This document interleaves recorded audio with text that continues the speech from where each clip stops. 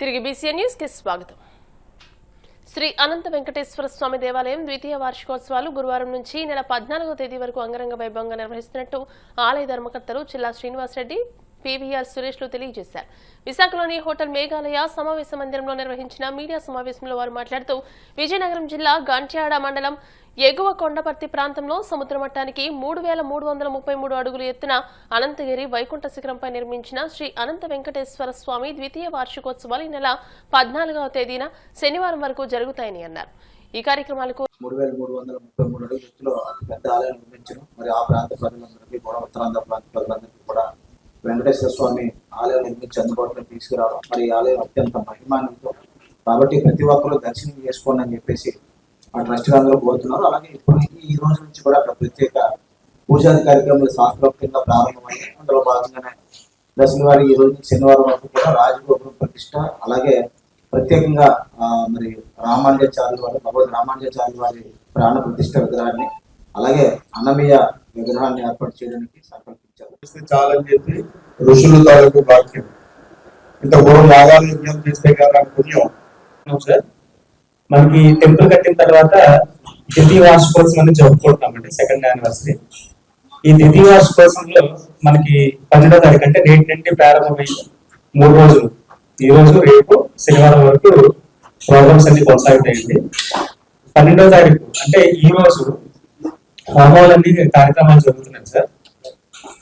రేపు శుక్రవారం వచ్చేసరికి ఏంటంటే మహా అభిషేకం అండి. 108 లీటర్ల పాలతోని స్వామివారికి 16 మంది వేద పండితులతో అభిషేకం చేస్తున్నాము. ఎల్లుండి శనివారం వచ్చేసరికి శనివారం మనకి రాజగోపురం అండి, సుమారుగా 58 అడుగులు ఎత్తులోని రాజగోపురం, సుమారుగా 5 అంతస్తులు అండి, 90 మెట్ల దాకా వస్తాయి, 2 పక్కలు ఉంటాయి అన్నమాట. ఈ రాజగోపురాన్ని కూడా ప్రతిష్ఠించడం జరుగుతుంది శనివారం. రెండోది వచ్చేసరికి ఏంటంటే రామానుజాచార్యులకు సంబంధించి విగ్రహ ప్రాణ ప్రతిష్ఠ కార్యక్రమం జరుగుతుందండి శనివారం.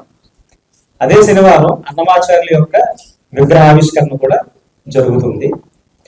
4వది వచ్చేసరికి ఏంటంటే 12 మంది అల్లవార్లు ఉంటారు కదా, 12 మంది అల్లవార్ల విగ్రహాలు కూడా ఆవిష్కరణ చేస్తామంటారు శనివారం.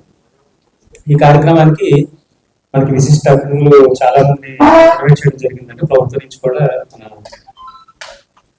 మినిస్టర్ కొండపల్లి శ్రీనివాసరావు గారు, BVN మాధవ్ గారు, MLC రఘురాజ్ గారు, అదేవిధంగా లోకల్ అక్కడ ఎమ్మెల్యే గారు మత్స్యంగం గారు, అలాగే ముఖ్యంగా మన ఈ అన్నమాచార్యులు సంబంధించి మనందరికి సుపరిచితం అన్నమయ్య సినిమాలోని వెంకటేశ్వర స్వామి అంటే సుమన్ గారే అనే విధంగా చేసిన పాత్ర ఏదైతే ఉందో ఆ పాత్రని ఉద్దేశించి సుమన్ గారిని స్పెషల్ గా ఇన్వైట్ చేయడం జరిగిందండి. సినిమా యాక్టర్ సుమన్ గారిని. సుమన్ గారి చేతుల మీదుగా అన్నమయ్య విగ్రహ ఆవిష్కరణ చేయాలని చెప్పేసి కోరిక, దానికి ఆయన కూడా సానుకూలంగా స్పందించారు. శనివారం సుమన్ గారు కూడా ఉంటారండి. అదేవిధంగా విశిష్ట అతిథులు చిన్నజీర స్వామి గారు కూడా చెప్పడం జరిగింది. చాలా మంది కూడా చెప్తున్నానంటే మేము డివోటీస్ ఆఫ్ వెంకటేశ్వర స్వామి సాగర్కి నాకు ఆల్మోస్ట్ 2.5 decades నుంచి ఫ్రెండ్షిప్. ఆయనకి వెంకటేశ్వర స్వామి ఈ టెంపుల్ కట్టాలి అన్న ఆలోచన వచ్చినప్పుడు first he shared with me, like ఇలా తలపెట్టి ఆ పర్టికులర్ ప్లేస్కి తీసుకెళ్ళి దిస్ ఇస్ ద ప్లేస్ నేను ప్లాన్ చేస్తున్నాను అని చెప్పంటే, ముందు జనరల్గా ఏంటిది ఇంత పెద్ద కార్యక్రమం తలపెట్టాడు, ఎంతవరకు సాధించగలడా అని చెప్పి అనుకునేవాడిని. తర్వాత కడుతున్నప్పుడు కూడా వెళ్తూ ఉండేవాడిని. ఆ టైంలోని టెంపుల్ వరకు కట్టడం ఒక ఎత్తు అయితే కనుక టెంపుల్ కట్టిన తర్వాత ఎలాగా ఏంటి అని చెప్పి నేను చాలా అనుకునేవాడిని. సంభవ్ చాలా కష్టపడి ఎంతో స్థిత ప్రజ్ఞతతో ఈ టెంపుల్ని కట్టించాడు దగ్గరుండి కర్రీ సముద్రారెడ్డి గారు. So I'm very happy. ఇందులోని నేను భాగస్వామ్యం అయినందుకు చాలా సంతోషిస్తున్నాను. సత్యసాయి జిల్లా కదిరి శ్రీమద్ ఖాద్రి లక్ష్మీ నరసింహస్వామి వారి బ్రహ్మోత్సవాలలో భాగంగా రథోత్సవంలో ప్రమాదవశాత్తు జరిగిన సంఘటనలో గాయపడిన క్షతగాత్రులను ఎమ్మెల్యే వెంకట ప్రసాద్ పరామర్శించారు. క్షతగాత్రులకు అన్ని విధాలుగా అండగా ఉంటామని భరోసా ఇచ్చారు. ఆర్థికంగా కుటుంబానికి 5 లక్షల రూపాయల సహాయం అందిస్తామని, చిన్న గాయాలయ్యి చికిత్స పొందుతున్న వారికి ఒక్కొక్కరికి ₹1,00,000 చొప్పున ఆర్థిక సాయం అందజేస్తామని తెలియజేశారు.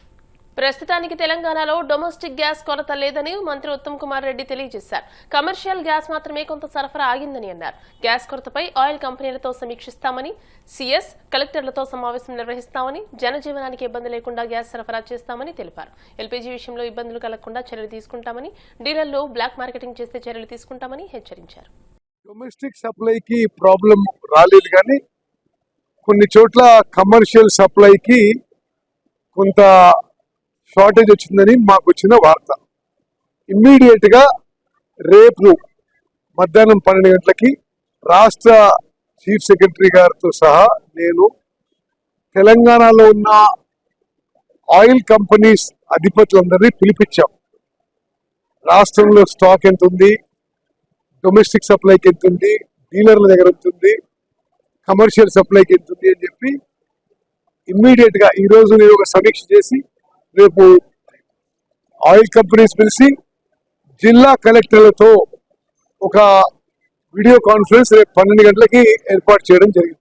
మీకు వచ్చిన ఇంటిమేషన్ అయితే తప్పనిసరిగా కేంద్ర ప్రభుత్వానికి ఆయిల్ కంపెనీస్ కూడా మేము రిప్రజెంట్ చేసి మరి సామాన్య జనజీవనానికి డిస్టర్బెన్స్ లేకుండా ఈ ఎల్పిజి గ్యాస్ పంపిణీ కోసం మా ప్రభుత్వం ప్రయత్నం చేస్తుంది. ఎవరు పానిక్ గురి కావని అవసరం లేదు. తప్పనిసరిగా ప్రభుత్వం అంశాన్ని పరిశీలిస్తున్నాం. ఏ విధంగా ముందుకు చేయాలో, ఏ విధంగా సప్లైస్ నార్మల్సీ మెయింటైన్ చేయాలో చేస్తున్నాం చెప్పిన మనం ఇది కూడా ఈ రోజే కొంతమంది నాకు తెలియజేశారు. అది ఒకవేళ డీలర్ ఎక్కడ ఉంటుంది, డీలర్లు సామాన్య ప్రజానీకం దగ్గర ఎక్కువ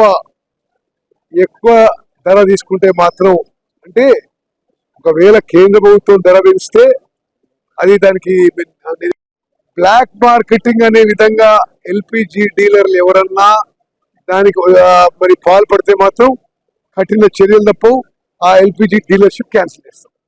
ఓకే, వార్తలు ముగించే ముందు ముఖ్యాంశాలు మరోసారి.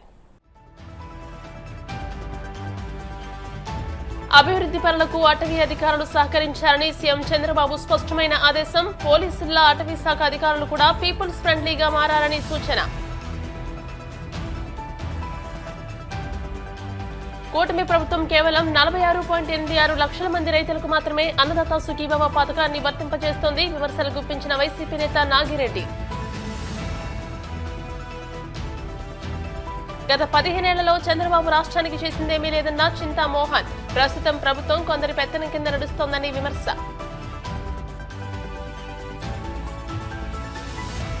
తెలంగాణలో డొమెస్టిక్ గ్యాస్ కొరత లేదన్న మంత్రి ఉత్తమ్ కుమార్ రెడ్డి. డీలర్లు బ్లాక్ మార్కెటింగ్ చేస్తే కఠిన చర్యలు తీసుకుంటామని హెచ్చరిక.